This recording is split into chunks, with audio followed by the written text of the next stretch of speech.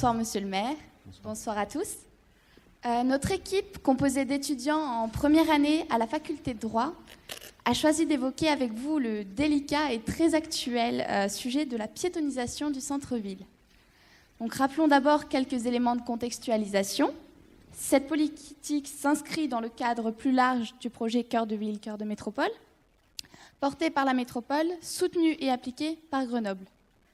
Après une première phase de concertation s'étant déroulée au cours de l'automne 2016, le Conseil métropolitain a arrêté le 3 février 2017 un nouveau plan de circulation permettant d'étendre le plateau piéton. Après une phase test de 6 mois, le nouveau plan de circulation du cœur de ville de Grenoble a été définitivement validé puisque ce vendredi 10 novembre, les conseillers métropolitains ont voté la fermeture à la circulation automobile de certaines voies. Bien sûr, cette nouvelle page de notre histoire, pour reprendre vos mots, a suscité autant d'encensement que de critiques. Seulement, et c'est sur ce point que nous avons hâte de recueillir vos éclairages, les critiques ne nous paraissent pas provenir de vos seuls opposants. Que l'on appartienne à d'autres formations politiques que la vôtre, ou que l'on soit favorable à votre audacieuse politique, celle-ci suscite quelques interrogations quant à son effectivité, mais aussi quant à son efficacité. Aussi, voici notre question. Piétonisation du centre-ville. Quelle effectivité pour quelle efficacité ? Permettez-nous de détailler un peu notre question afin de pouvoir vous entendre sur chacun de ces deux points. En ce qui concerne l'effectivité, nous avons constaté, avec regret, si je peux dire, comme bon nombre d'habitants de votre municipalité, que sur un certain nombre d'axes coupés à la circulation automobile, c'est notamment le cas sur le boulevard Agut-Samba, votre décision n'est pas respectée. Plus encore, aucun contrôle municipal ne semble effectué. Un flou juridique accru par le nombre toujours plus important de véhicules empruntant cet axe s'est créé. La pleine effectivité de votre décision ne nous paraît pas pleinement acquise. Qu'en pensez-vous ? Toujours au titre de l'effectivité, vous aviez envisagé dans votre programme des mesures d'accompagnement permettant d'allier mesures sociales et mesures environnementales. Je fais ici notamment référence au point 25 de votre programme dans lequel vous vous engagez à rétablir la gratuité des abonnements TAG et Métro-Vélo pour les moins de 25 ans, et au point 49 relatif au développement des parkings relais en périphérie. La pleine effectivité de ces mesures de piétonisation est conditionnée, vous le savez, à ces dispositifs. En ne les adoptant pas, ou peu, les parkings relais sont surchargés, la gratuité n'est pas venue, et je suis bien placée pour vous le dire. Votre politique se voit critiquée par un grand nombre de commerçants grenoblois dont la clientèle se détourne au profit de centres commerciaux en périphérie. Là aussi, il nous semble que c'est une atteinte à l'effectivité de la décision qui est en jeu. En ce qui concerne l'efficacité, maintenant, il s'agit d'interroger l'efficacité de cette politique de piétonisation à l'aune des résultats que vous souhaitiez obtenir. Quels étaient ces résultats ? Le projet Cœur de ville, cœur de métropole a été conçu pour requalifier et apaiser les espaces publics, améliorer la qualité de vie en ville et dynamiser le commerce de centre-ville. Or, vous imaginez bien, parce que nous avons placé le relevé retraçant la concentration de dioxyde d'azote sur notre slide de présentation, la pollution n'a pas baissé depuis la mise en place du nouveau plan de circulation. Pire, elle a augmenté, ce qui questionne l'efficacité encore de votre mesure. Et quant à l'apaisement de la ville, les commerçants sont vent debout contre votre politique. Les règles de circulation ne sont pas respectées. Monsieur le maire, que pensez-vous de ces différents points ? Et nous vous remercions par avance de votre réponse, tant sur l'effectivité que l'efficacité de cette piétonisation. Merci beaucoup. Merci beaucoup. Alors, je vais appeler un joker là-dessus, Lucile Lheureux, mais avant de lui passer la parole, d'abord ça changera d'interlocuteur. Ensuite, on est effectivement une équipe et c'est important que d'autres s'expriment. Et Lucile Lheureux a travaillé sur cette question, comme d'ailleurs elle a travaillé beaucoup sur la question des marchés. Avant cela, quelques petites remarques. Sur la hausse de pollution, vous avez dû voir que les informations qui ont été diffusées, c'était juste des fake news. Je peux vous interrompre, s'il vous plaît ? Là, j'ai parlé 20 secondes. Oui, mais si je peux me permettre, monsieur le maire, les informations ont été faites par Atmo Auvergne-Rhône-Alpes, qui est un observatoire qui est Faux. agréé C'est par faux. le ministère de la C'est Transition faux. écologique et C'est faux, solidaire. parce que l'analyse de ces informations, celle qui a circulé, elle est fausse, et c'est des courbes bidonnées. Donc il faut faire attention à ne pas véhiculer des fausses informations. Ce qui a fait, et d'ailleurs, il y a des sites qui ont démonté ces courbes et montré que, je ne sais pas ce qu'ils ont fait, ils ont fait un saut de 10 points là-dessus.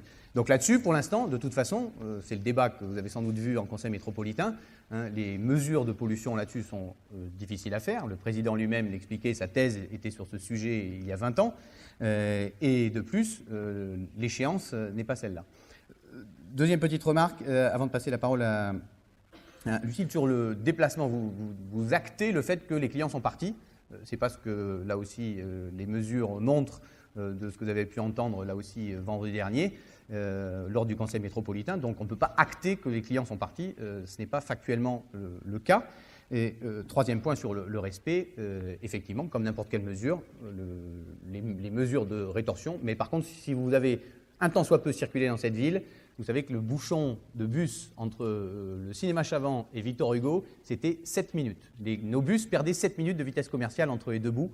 Je crois aujourd'hui pouvoir dire qu'ils ne perdent plus 1 minute entre ces deux bouts. Donc je crois objectivement pouvoir dire qu'il y a moins de circulation, même si on n'est pas passé à 0, comme quand on est passé à 30.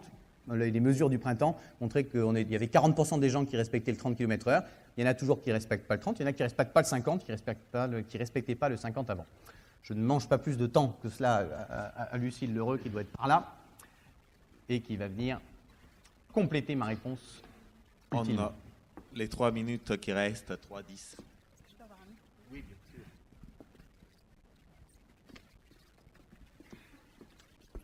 Bonsoir. Alors, je vais d'abord répondre sur la question de l'effectivité de ces mesures, puisque vous avez noté que sur la piétonisation, sur la circulation, à votre sens, ce n'était pas assez mis en œuvre pour l'instant. Et c'est tout à fait normal, puisque vous avez souligné, il y a une première étape de concertation, mais ce n'était qu'une première étape. Et on est en ce moment même dans la deuxième étape de concertation, qui rassemble à la fois les habitants, mais aussi les commerçants, qui, contrairement à votre propos, sont pour certains tout à fait favorables et ont bien saisi l'enjeu pour eux de participer à ces instants de concertation pour travailler sur les aménagements futurs. Donc, vous avez peut-être suivi, on a travaillé par secteur de projet pour répondre, comme vous le disiez au tout début, à la fois à l'enjeu métropolitain d'avoir une cohérence de l'ensemble du cœur de métropole, mais aussi des enjeux de proximité, puisque chaque secteur de projet est un quartier, lieu de vie, lieu d'achat, à la fois pour des habitants, des commerçants, et puis des gens qui viennent de l'extérieur et des acteurs associatifs. Donc en ce moment même, ce soir notamment, il y a une réunion dans le secteur Millet où des commerçants, des habitants et des associations sont en train de travailler sur des plans d'aménagement pour les mettre en œuvre. Et donc l'effectivité, elle va venir aussi au fur et à mesure du déroulement de cette concertation sur l'axe principal Ré-Samba-Lyautey. On a voté, vous l'avez dit, vendredi en Conseil métropolitain l'allure définitive de ce boulevard-là. Et donc, dès les semaines à venir, il va y avoir de la nouvelle signalétique, des panneaux qui interdisent strictement l'accès aux véhicules, sauf exception, à savoir les riverains, les livraisons et bien sûr les bus. Et puis, il va y avoir un marquage au sol et un réaménagement petit à petit. Sur la question de l'efficience, pour l'instant, il est un peu tôt pour faire l'évaluation, évidemment, puisque les mesures ne sont pas en œuvre et que l'ensemble du projet repose sur la qualité d'usage des espaces publics que l'on va gagner, à la fois des stationnements vélos inexistants aujourd'hui en hypercentre qui vont arriver. Sur le secteur brocherie chenoise, par exemple, lors de la concertation, il a été proposé d'accroître du double le nombre d'arceaux vélos à l'entrée du quartier. Il a été proposé de reprendre la cohérence des aménagements urbains existants, notamment la place Bérulle et le quai Saint-Laurent, pour reprendre cette lecture-là et ce vocabulaire-là paysager, pour planter des arbres, pour accentuer la dynamique qui existe déjà dans ces quartiers, à la fois sur quartier brocherie chenoise, où il y a des acteurs associatifs de quartier qui ont dessiné les plans de leur rue il y a déjà plusieurs années et qui ont repris ce travail-là. Et puis on a des lieux comme la place Grenette, au lieu du commerce grenoblois, où les commerçants se sont montés en collectif d'eux-mêmes de leur côté, ont monté un projet d'eux-mêmes de leur côté, sont venus nous voir en disant nous, on a envie de participer à ce projet-là.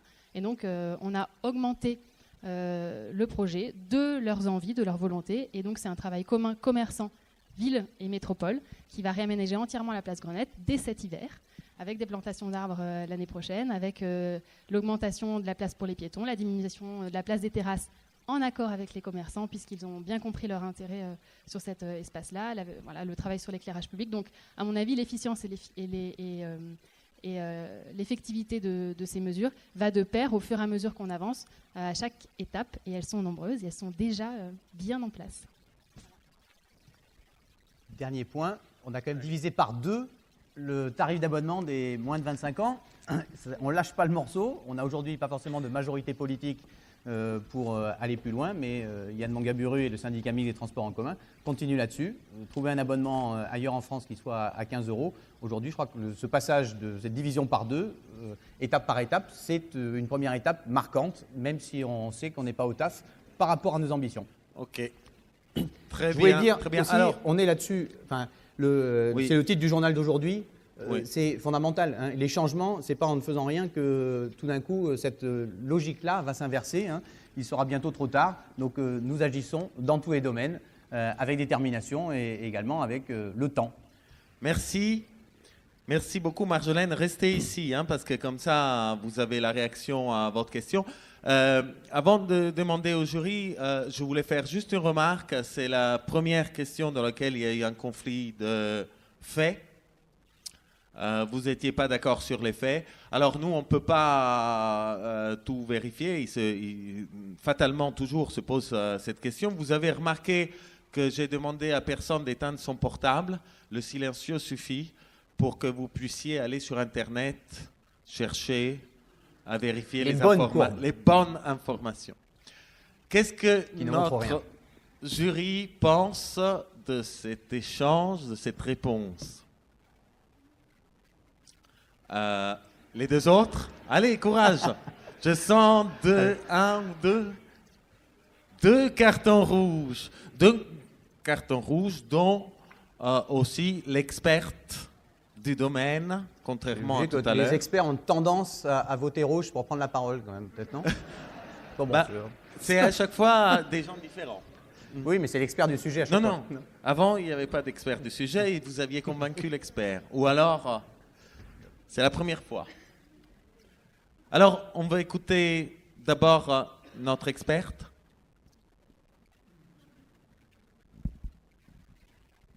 Bonjour, Emilia Kuhn, maître de conférence à la faculté de droit.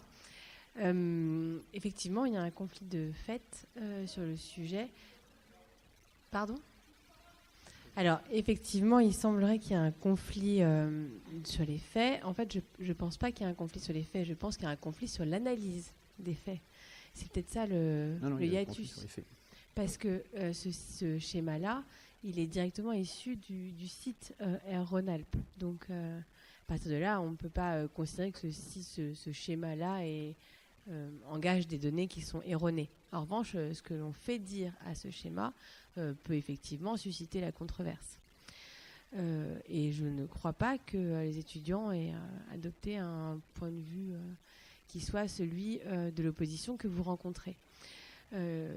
Par ailleurs, c'était essentiellement là-dessus que je voulais revenir.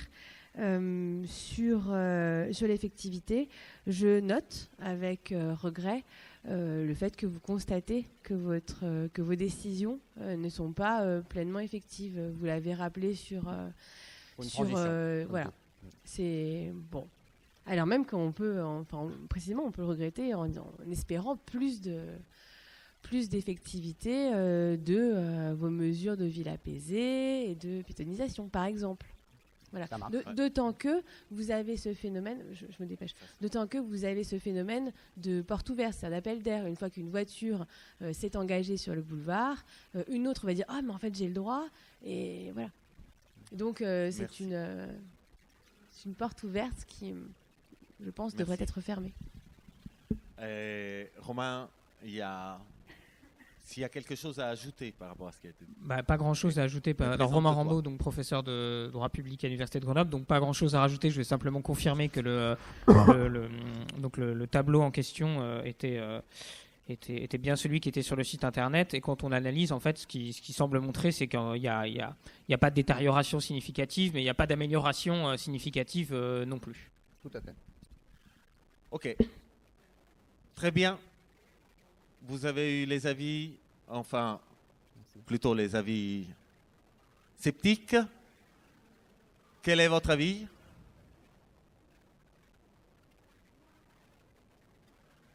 Alors là-dessus, je crois dire, sans me tromper, que la majorité de verts est plus marquée.